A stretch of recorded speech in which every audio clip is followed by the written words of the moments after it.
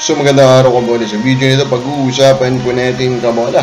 Ito nga po si Arvin Tolentino ulit kabola, and the possibility. Rank natin yung tatlong SMC teams.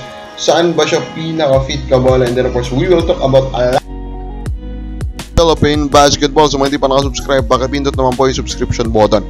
Sino na nga ulit po yung commissioner po ng MPBL? Yes, it is Manny Pacquiao kabola. And Manny Pacquiao, unfortunately for him and his fans kabola and his family, natalo po siya dito nga po sa eleksyon. Hindi na po siya nanalo para bumalik po sa Senado kabola. So ayan, unfortunately for Sir Manny Pacquiao kabola, mukhang nagkaroon siya ng financial struggles kabola, at kakailangan niyang bumalik po sa pagbaboxing, which is of course very sad, di ba kabola? Kasi bilyonaryo to legit to na bilyonaryo kabola.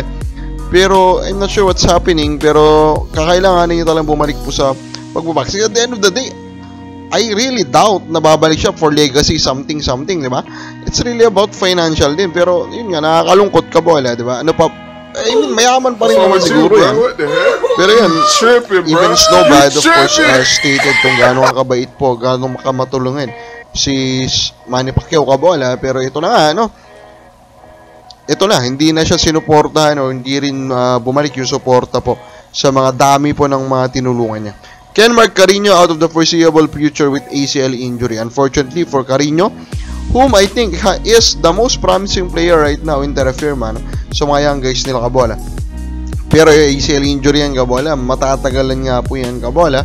So yan, baka hindi pa po na ito ma-trade kung Terra Firma pa rin po yung mariretain po ng franchise kabola, at kailanganin kabola ng patience regarding him. At sana maging patient po yung team na bibili po ng Terra Firma towards him, kasi nga very high promising din naman.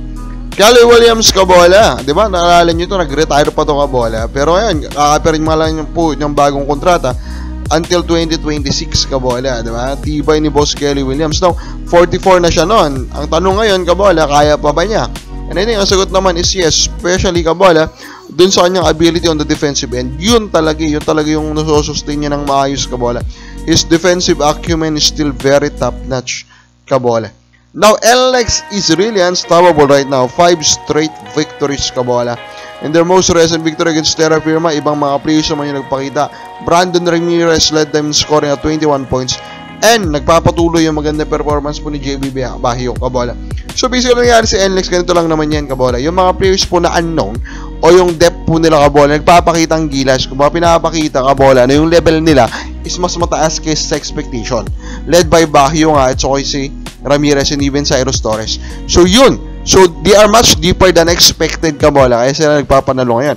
Now, is this enough to win or go deep in the playoffs? I doubt it. I really doubt it kabola. They really lack on size. Pero of course, we want to be proven wrong, diba? I will be happy to be proven wrong by the NLEX Road Warriors. Comments muna tayo mga fans. Ronald Barbusidad, pa-shoutout sir. James Matarong, maglo-defense ako, pero for me lang malabo yan sa katotohanan na kapag champion ng team na yan, hanggang di sila gumagawa ng maganda trade. Mas maganda sana pabalikin si Stan. Sabi ko ba, so overall, they are now at the top of the standings, and I kinda agree na baka kulangin pa rin sila to win a championship. Pero tingnan natin, diba? Maganda yung nilalaro nila. Pero yun nga, diba? Malamang, palagi ito na iniisip mo in the past few tournaments regarding Magnolia. So, mahirap namang ipilit kabola, diba? They are called intro voice for a reason. Arvin kabola, ito na nga, no? Nung tinanong siya kung magnanatili ba siya, kung mapupunta siya ng SMB or Ginebra kabola, medyo pilit po, o pilipit po yung sagot niya kabola. Now, let us rank the 3 SMC teams kabola. Ano ba yung pinakamaganda yung paglandingan? Number 3 ko will be Ginebra. I think Malonzo kasi doon. Again, I am very high on Malonzo kabola. So, having him together with Arvin Tolentino and with that very deep guard wing rotation kabola, medyo mahirapan kapag sabayin yan kabola. Kasi kakailanganin mo kasi talaga ng madaming minuto kay Thompson kabola, kay Hanmisi, kay Holt, kay Barrientos kabola. And with all those minutes kabola, medyo mahirapan silang pagsabayin. Kasi pagsasabihin mo sila kasi magtatrash yung isa. So number 3 ko Ginebra. Number 2 ko will be Magnolia. Magnolia in terms of talent need, they badly need a talent like Tolentino kabola. Even though meron ding fit issues kasi nandun si Sub Lucero. And Lucero, para din siyang Malonzo, di ba kabola?